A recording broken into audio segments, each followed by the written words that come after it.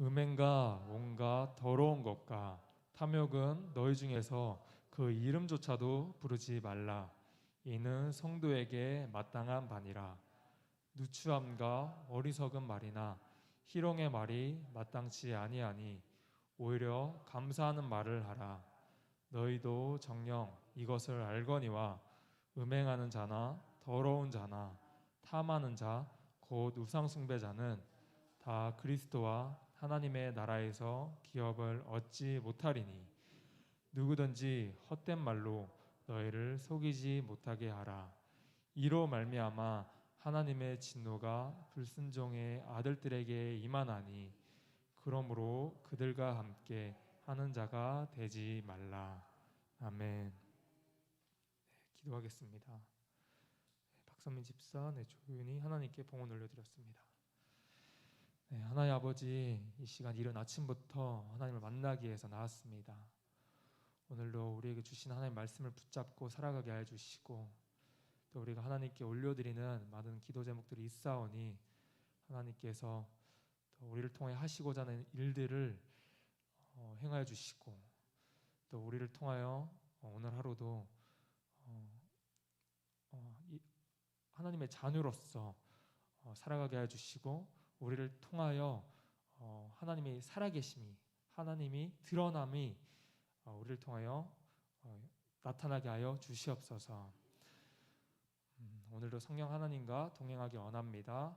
우리 함께 하실 주님을 찬양하며 예수님의 이름으로 기도드립니다. 아멘. 오늘 본문 말씀은 우리가 그리스도인으로서 또 성도로서 어떻게 살아야 할지를 말해주고 있습니다. 우리가 성도로서 이 세상을 살아갈 때 왜 음행과 온갖 더러운 것과 탐욕은 그 이름조차도 부르지 말라고 하셨을까요? 왜 그런 것들을 행하는 자들과는 어울리지도 말라고 하셨을까요? 그것은 성도로서 또 거룩한 하나님의 자녀로서 마땅한 것이 아니기 때문입니다. 이것은 옛사람의 삶에 속한 것들입니다. 순결하고 거룩해야 하는 그리스도인의 삶과는 무관한 것들입니다. 우리가 하나님을 본받는다는 의미가 무엇입니까? 그분의 거룩함을 따르고 그 거룩함에 속하는 것입니다. 내가 거룩하니 너희도 거룩하라고 말씀하셨습니다. 하나님께서는 우리가 온전히 거룩하게 되기를 원하십니다. 그렇다면 그 거룩하지 않은 것을 언급한다는 것은, 그래서 말한다는 것은 무슨 의미겠습니까? 그 말과 상태가 언급된다는 것 자체가 그런 마음이 우리 마음 한켠에 자리 잡고 있다는 것입니다. 그래서 사람의 마음에 있는 것이 입 밖으로 나오기 마련입니다.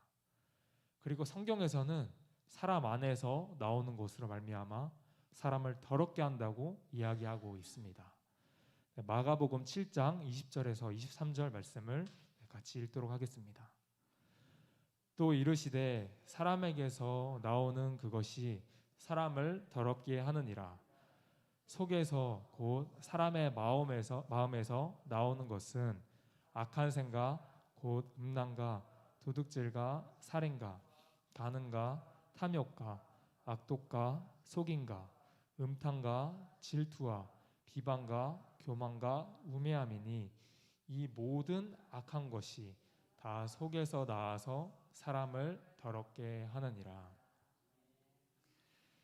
이런 악한 것들이 어느 순간 내 마음을 사로잡을 수 있는 것이 우리의 이업이 되며 그것을 우리 입 밖으로 꺼낼 때 마귀는 그 순간을 노리고 있습니다. 이처럼 우리가 음행, 어리석은 말, 희롱의 말, 또 탐욕스러운 말을 입에도 담지도 말아야 하는 그 이유는 우리 인간에게는 말의 권세, 이 혀의 권세가 있기 때문입니다. 잠언 18장 21절 말씀을 같이 읽도록 하겠습니다. 죽고 사는 것이 혀의 힘에 달렸나니 혀를 쓰기 좋아하는 자는 혀의 열매를 먹으리라. 아멘. 하나님께서 이 세상을 창조하실 때도 하나님의 입에서 나오는 말씀으로 이 세상을 창조하셨습니다. 우리 인간은 어떤 존재입니까? 바로 하나님의 형상대로 지음받은 것이 우리 인간입니다. 그래서 우리도 무엇인가를 말할 때, 무엇인가를 선포할 때 창조의 능력이 있습니다. 우리의 혀로 그 누군가를 죽이기도 하고 살리기도 할 수 있으며, 또 우리의 혀로 무엇을 말하느냐에 따라 우리의 입술의 열매를 먹게 될 것입니다.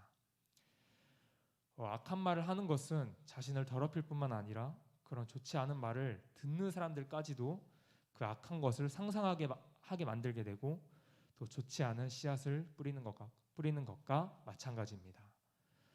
그렇기 때문에 우리의 악한 본성의 욕구를 버리고 옛사람의 모습을 벗어버리고 정결한 마음으로, 새 마음으로 변화되어야 합니다. 거룩한 성도는 성령님의 도우심으로 마귀의 유혹에 대적하며 하나님께 순종하는 자라는 사실을 우리가 기억해야겠습니다. 오늘 본문에서는 우리가 그런 악한 말들을 해서는 안 되고, 또 심지어 그렇게 사는 자들과는 어울리지도 말라고 경고합니다. 우리 성도들은 세상 가운데 살면서 그게 생각처럼 쉽지는 않겠지만, 그럼에도 우리는 세상과 구별된 말을 하며 거룩히 살아야 할 줄을 믿습니다. 왜 그렇게 살아야 할까요? 첫 번째로 그런 말들이 그리스도인들에게는 어울리지 않기 때문입니다. 네, 오늘 본문 3절에서 4절 말씀을 다시 한번 읽도록 하겠습니다. 음행과 온갖 더러운 것과 탐욕은 너희 중에서 그 이름조차도 부르지 말라. 이는 성도에게 마땅한 바니라. 누추함과 어리석은 말이나 희롱의 말이 마땅치 아니하니 오히려 감사하는 말을 하라. 아멘. 네, 성도는 어떤 사람입니까? 바로 예수님으로 말미암아 삶의 기준이 바뀐 사람들입니다. 성도는 하나님의 자녀로 부름받은 자, 이 세상과 구별되어 신분이 바뀐 자가 바로 성도입니다. 여기서 잠시 예화를 하나 들겠습니다. 어느 날 임금님이 이곳저곳을 두루 돌아다니다가 다리 밑에서 한 거지 소년을 보게 되었습니다. 임금님이 보기에 그 소년은 너무나 더럽고 깨재재한지라 애처롭기가 그지 없었습니다. 그래서 임금님은 그 소년을 궁궐로 데려다가 모든 신하들 앞에서 왕자로 삼겠다고 공포합니다. 이제 그 소년은 더 이상 거지 신분이 아닌 왕자의 신분이 되었습니다. 그 소년은 여기저기 찢어져 누더기가 된 자기 옷을 벗어던지고 화려한 장식의 좋은 옷을 입고 너무나 맛있고 귀한 음식들을 먹을 수 있게 되었습니다. 그런데 왕자가 된 그 소년은 자신이 이제 거지가 아니라 왕자라는 사실을 믿을 수가 없었습니다. 모든 환경이 그 소년에게는 너무나 낯설고 어색했습니다. 아침이 되자 왕자가 된 그 소년은 급히 일어나서 밖으로 나가려고 했습니다. 그러자 시종을 드는 신하가 당황하면서 왕자님 어디 가십니까? 라고 묻자 사실은 저 다리 밑에 가면 세수할 수 있는 곳이 있답니다. 라고 말하는 것입니다. 이 얼마나 황당하고 웃긴 일입니까? 왕자는 아직도 자신의 신분이 거지라는 생각에서 벗어날 수가 없었던 것입니다. 왜냐하면 왕자다운 생활을 하기에는 이미 거지 생활에 너무나 익숙해져 있었던 것입니다. 그러니 왕자가 진정한 왕자로서 생활을 하기 위해선 먼저 생각을 완전히 바꾸고 또 왕자다운 행동을 익히는데 또 그것을 노력하는데 시간이 필요했던 것입니다.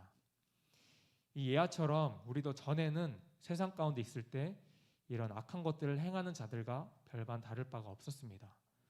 그래서 아직 우리 가운데 그런 옛 모습들이, 과거의 옛 습관들이 잠재되어 있을 수는 있습니다. 우리가 전에는 죄인의 모습이었지만 이제 우리의 신분은 완전히 바뀌었습니다. 이제는 그러한 것들이 우리에게는 더 이상 어울리지가 않습니다. 우리의 바뀐 신분에 맞게 우리는 살아가야 합니다.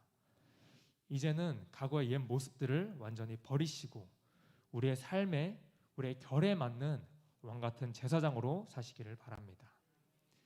네, 두 번째로는 왜 우리가 그렇게 살아가면 안 되냐고 한다면 하나님의 나라를 상속으로, 유업으로 받지 못하기 때문입니다.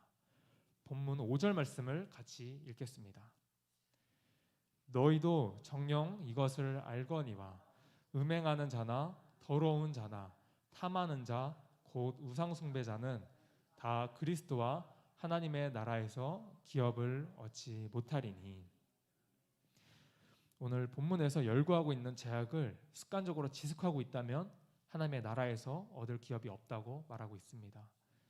제 가운데서 떠나지 아니하고 거기에 계속 머물러 있는 자들이 어떻게 하나님 나라에 있을 수 있겠습니까? 우리의 삶의 모습이 하나님의 말씀과 계속해서 멀리 떨어져 있다면 하나님의 나라도 점점 멀어져 가고 있음을 명심해야 할 것입니다.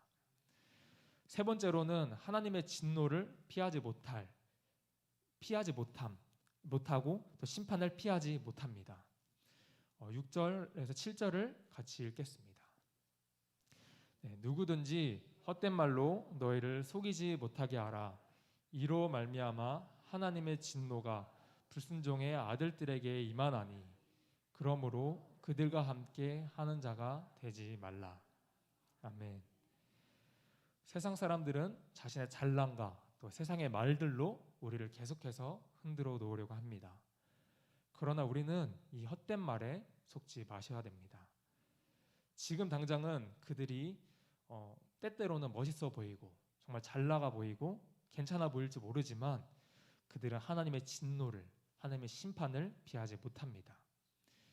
시편 73편에 나오는 내용처럼 악인들의 형통함에 질투하였다가 그들이 순식간에 미끄러져서 파멸에 이른다는 시인의 고백을 우리가 잘 알고 있습니다. 지금 당장은 세상 사람들이 잘 나가는 것처럼 보이더라도 그들의 결말은 심판을 피하지 못할 것입니다. 여러분, 우리 주변에 이런 말들을 듣기 싫은데 들릴 때가 있습니다. 그게 문제입니다. 우리가 이런 세상 가운데 살다 보면 때때로 나도 모르게 자신의 정체성을 잃게 되면 이런 말들을 따라하게 됩니다. 그들을 따라하는 앵무새가 되는 겁니다. 그러나 우리가 기억해야 할 것은 우리의 정체성은 세상과 같지 않습니다. 이런 악한 말들은 우리가 어떤 사람들인지 알게 되면, 하나님의 자녀인 것을 깨닫게 되면 이제 더 이상 우리랑 어울리지 않는다는 것을 어느 순간 알게 됩니다. 전에는 진노의 사람들로 살아갈 때는 죄를 짓는 게 너무 익숙했다가 예수님을 믿고 구원받는 그 순간부터 우리의 삶은 달라지기 시작한다는 것입니다. 술 마셨던 사람은 술을 끊게 되고, 담배 피던 사람은 담배를 끊게 되고, 거칠게 욕하고 말을 하던 사람이 욕을 끊는 일들이 일어나는 것입니다. 우리의 가치관이 바뀌고, 가치관이 바뀌니 생각과 마음이 바뀌고 우리의 언어가 바뀌는 것입니다. 결국 그리스도인의 신앙의 성숙은 말의 성숙입니다. 그리스도인의 영적인 성숙은 말의 성숙이라고 할 수 있습니다. 그래서 우리의 언어가 달라져야 합니다. 그렇기 때문에 우리는 그런 악한 말들을 꺼내서는 안 되겠습니다. 이제는 우리 입술에 합당한 말의 열매가 생기기를 기도하십시오. 우리의 말의 성숙이 일어나는 것을 꿈꾸십시오. 세상에 말하는 것이 아니라 여러분에게 어울리는, 또 성도에게 어울리는 말을 하시기 바랍니다. 사람이 자기에게 어울리지 않는 옷을 입는 것만큼 어려운 게 없잖아요. 그렇게 입으면 또 이상해 보이잖아요. 우리 그리스도인에게 어울리는 합당한 의의 옷을 입기를 바랍니다. 여러분의 말이 곧 여러분의 옷입니다. 옷이 사람을 태간하게 만드는 것처럼 여러분들의 말이 여러분을 빛나게 하기 위해선 하나님의 자녀로서 합당한 말들을 해야 합니다. 그 합당한 말들이 어떤 말들입니까? 하나님을 높이는 말, 사랑의 말, 권면의 말, 격려의 말, 남을 위로하고 축복하고 영혼을 살리는 말일 것입니다. 특별히 오늘 본문에서 그런 말들 중에 어떤 말을 하라고 합니까? 4절을 보면 바로 감사하라고, 감사하는 말을 하라고 말하고 있습니다. 우리가 범사에 감사함으로 고백하시길 바랍니다. 정말 우리가 우리 상황과 환경을 봤을 때 감사할 수 없음에도 우리가 믿음으로 감사하는 말을 하시길 바랍니다. 그럼 하나님께서 정말 감사가 넘치는 삶으로 변화시켜 주실 줄 믿습니다. 기도하겠습니다. 하나님 아버지, 우리가 하나님의 자녀답게 합당한 말을 하며 살기를 원합니다. 우리의 입술로 하나님을 찬양하며 또 영혼들을 살리며 다른 사람들을 세워주는 아름다운 말들을 할 수 있도록 우리의 마음과 우리 언어의 습관을 변화시켜 주시옵소서. 하나님께서 우리를 세상의 빛으로 불러주셨습니다. 우리의 입술을 통하여 빛으로 오신 예수님을 선포하며 하나님이 살아계심을 드러내는 삶을 살게 하여 주옵소서. 우리가 이 세상 가운데 살아가면서 이 세상의 말들에 흔들리는 것이 아니라 우리의 입술을 통하여 죄인들의 마음을 흔들며 또 많은 영혼들이 하나님께 나아갈 수 있도록 우리의 입술을 사용하여 주옵소서. 오늘도 우리가 언제나 늘 하나님 앞에 감사가 넘치는 말을 하게 하여 주시고 또 덕이 되는 말을 많이 하게 하여 주시고 또 사랑과 위로가 넘치는 말을 하게 하여 주옵소서. 하나님의 거룩한 성도답게 또 이 세상과 구별된 하루를 살아갈 줄 믿사오며 우리 주 예수님의 이름으로 기도했습니다. 아멘.